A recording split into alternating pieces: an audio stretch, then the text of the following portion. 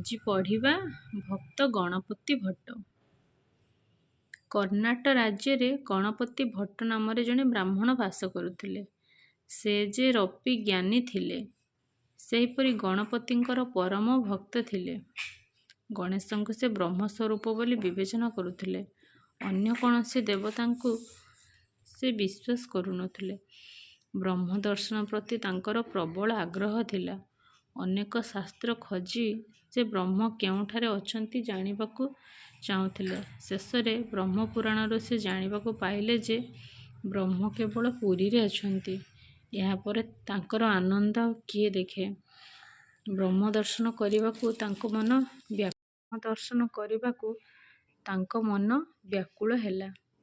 ଧନ ଦ୍ୱାରା ସୂତ ସବୁ ମିଛ, କେବଳ ବ୍ରହ୍ମ ସତ୍ୟ। ଏହା ସ୍ଥିର ନିଶ୍ଚିତ କରି ସେ ପୁରୀ ଅଭିମୁଖେ ବାହାରି ପଡ଼ିଲେ। ସାଥିରେ ନେଲେ ବ୍ରହ୍ମ ପୁରାଣ। ମାସ ମାସ ଧରି ସେ ବାଟ ଚାଲିବାକୁ ଲାଗିଲେ। ଭୋକ ହେଲେ ଭିକ୍ଷା କରି ଖାଆନ୍ତି, ନ ମିଳିଲେ ଉପବାସ ରହନ୍ତି। ଏହିପରି କେତେ ମାସ ପରେ ସେ 18 ନଳାରେ ପହଞ୍ଚିଲେ। ଯାହାକୁ ଦର୍ଶନ କଲେ ଯମଦଣ୍ଡରୁ ମୁକ୍ତି ମିଳେ। ସେହି 18 ନଳାକୁ ଦର୍ଶନ କଲେ। ଦେଖିଲେ କେତେକ ଲୋକ ହାତରେ ଅବଢ଼ା ଧରି ଅତି ଆନନ୍ଦ ମନରେ ଫେରୁଛନ୍ତି। ଗଣପତି ଭଟ୍ଟ ସେମାନଙ୍କର ଆନନ୍ଦର କାରଣ ପଚାରିଲେ। ସେମାନେ ନୀଳଗିରି ବ୍ରହ୍ମ ଦର୍ଶନ ସାରି ଫେରୁଥିବାରୁ ଏତେ ଆନନ୍ଦିତ ବୋଲି ଉତ୍ତର ଦେଲେ। ଆଶ୍ଚର୍ଯ୍ୟ ହେଲେ ଗଣପତି ଭଟ୍ଟ। ବ୍ରହ୍ମ ଦର୍ଶନ କରି ଏମାନେ ଫେରି ଆସୁଛନ୍ତି କିପରି? ବ୍ରହ୍ମ ଦର୍ଶନ ହେଲେ ମଣିଷ ବ୍ରହ୍ମ ସହିତ ଲୀନ ହୋଇଯାଏ, ଆଉ ସ୍ୱଦେହରେ ଫେରେ ନାହିଁ। ଏମାନେ ଫେରୁଛନ୍ତି କିପରି?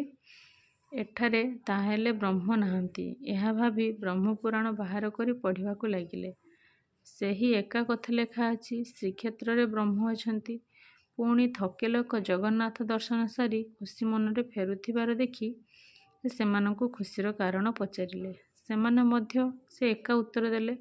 ଗଣପତି ଭଟ୍ଟଙ୍କର ବୁଦ୍ଧି ହଜିଗଲା। ବ୍ରହ୍ମପୁରାଣ ଲେଖା ଯଦି ସତ୍ୟ, ତାହେଲେ ଯାତ୍ରୀମାନେ ଫେରି ଆସୁଛନ୍ତି କିପରି? ତାଙ୍କର ମୁଣ୍ଡ ଗୋଳମାଳ ହୋଇଗଲା। ସେ ବିଷ ପିଇ ଆତ୍ମହତ୍ୟା କରିବାକୁ ସିଦ୍ଧାନ୍ତ ନେଲେ। ଅନ୍ତର୍ଯ୍ୟାମୀ ଭଗବାନ ଭକ୍ତର ମନ କଥା ଜାଣିପାରିଲେ। ଏକ ବ୍ରାହ୍ମଣ ବେଶ ଧରି ଗଣପତି ଭଟ୍ଟଙ୍କ ଆଗରେ ଉଭା ହେଲେ। କେଉଁଠାରୁ ଆସିଛ? ମନ ଦୁଃଖ କାହିଁକି? କୁଆଡ଼େ ଯିବ? ଆସିଛ? ମନ ଦୁଃଖ କାହିଁକି? କୁଆଡ଼େ ଯିବ? ଇତ୍ୟାଦି ନାନା ପ୍ରଶ୍ନ ପଚାରିଲେ। ଗଣପତି ଭଟ୍ଟ ନିଜର ଅଭିପ୍ରାୟ ପ୍ରକାଶ କଲେ। ବ୍ରହ୍ମ ଦର୍ଶନ କଲେ ମଣିଷ ଆଉ ଦେହ ଧରି ଫେରେ ନାହିଁ। ଏମାନେ ଫେରୁଛନ୍ତି କିପରି ବୋଲି ବ୍ରାହ୍ମଣଙ୍କୁ ପ୍ରଶ୍ନ କଲେ। ହସି ହସି ବ୍ରାହ୍ମଣ କହିଲେ, ବ୍ରହ୍ମଙ୍କର ଅନ୍ୟ ନାମ ବାଞ୍ଛାନିଧି। ସେ ସମସ୍ତଙ୍କର ମନବାଞ୍ଛା ପୂରଣ କରନ୍ତି। ଯିଏ ଯାହା ମାଗେ ତାର ମନ ଜାଣି ଦିଅନ୍ତି।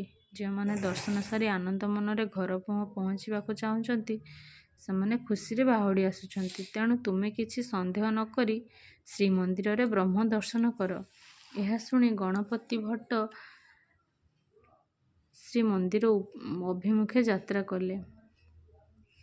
ଦୈବଯୋଗକୁ ସେଦିନ ସ୍ନାନ ପୂର୍ଣ୍ଣିମା ଥିଲା। ତିନି ଠାକୁର ସ୍ନାନ ମଣ୍ଡପରେ ବିଜେ କରିଥିଲେ।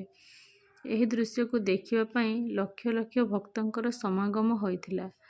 ଦେବତାମାନେ ନର ଦେହ ଧରି ଭକ୍ତଙ୍କ ଗହଣରେ ଭଗବାନଙ୍କୁ ଦର୍ଶନ କରୁଥିଲେ। ଗଣପତି ଭଟ୍ଟ ଠାକୁରଙ୍କୁ ଅନାଇ ଦେଖିଲେ ତାଙ୍କର ଗଜାନନ ନାହିଁ। ସେ ମନ ଦୁଃଖରେ ପ୍ରଣାମ ନ କରି ଫେରି ଆସିଲେ। ଗଜବଦନ ନଥିବା ପ୍ରଭୁ କେବେହେଲେ ବ୍ରହ୍ମ ହୋଇପାରି ନଥାନ୍ତି। ସେ ଫେରିଯିବାକୁ ମନସ୍ଥ କଲେ। ଅନ୍ତର୍ଯ୍ୟାମୀ ଭଗବାନଙ୍କୁ ବା କେଉଁ କଥା ଅଜଣା। ଭକ୍ତକୁ ସେ ଫେରାଇବେ କିପରି? ବଡ଼ପଣ୍ଡା କ୍ଳାନ୍ତ ହୋଇ ମନ୍ଦିରରେ ନିଦ୍ରାମଗ୍ନ ହେଲେ। ତାଙ୍କୁ ସ୍ୱପ୍ନରେ ଠାକୁର ଆଜ୍ଞା ଦେଲେ, ଭକ୍ତକୁ ମୋର ଫେରାଇ ଆଣ। ସେ କେତେ ଆଶା ନେଇ ଆସିଥିଲା, ଏବେ ମୋର ଗଜାନନ ଦର୍ଶନ କରୁ। ବଡ଼ପଣ୍ଡା ଧଡ଼ପଡ଼ ହୋଇ ଉଠି ବସିଲେ। ଦେଖିଲେ କେହି କୁଆଡ଼େ ନାହାନ୍ତି। ଠାକୁରଙ୍କ ଆଜ୍ଞା ଜାଣି ସିଂହଦ୍ୱାର ପାଖକୁ ଦୌଡ଼ିଲେ। କର୍ଣ୍ଣାଟ ରାଜ୍ୟର ଗଣପତି ଭଟ୍ଟଙ୍କୁ ଖୋଜି ବହୁ କଷ୍ଟରେ ଦେଖା ପାଇଲେ। ମନ୍ଦିରକୁ ଆସି ଠାକୁରଙ୍କ ଗଜବଦନ ଦେଖିବାକୁ ନିବେଦନ କଲେ। ଗଣପତି ଭଟ୍ଟଙ୍କର ସେ ଗୋଟିଏ କଥା, ଏଠାରେ ବ୍ରହ୍ମ ନାହାନ୍ତି। ଗଜବଦନ ନଥିବା ଠାକୁର କେବେହେଲେ ବ୍ରହ୍ମ ନୁହନ୍ତି। ବହୁତ ବୁଝାସୁଝା ପରେ ଗଣପତି ଭଟ୍ଟ ପୁଣି ଥରେ ଶ୍ରୀମନ୍ଦିରକୁ ଆସିଲେ। ଚାହିଁ ଦେଖିଲେ ଠାକୁରଙ୍କ ଅପୂର୍ବ ଗଜବଦନ ରୂପ। ଥର ପାହାଡ଼ ତଳକୁ ଲମ୍ବି ଯାଇଛି। ଏକଦନ୍ତ ତାଙ୍କର ସଭାକୁ ଆହୁରି ବଢ଼ାଇ ଦେଇଛି।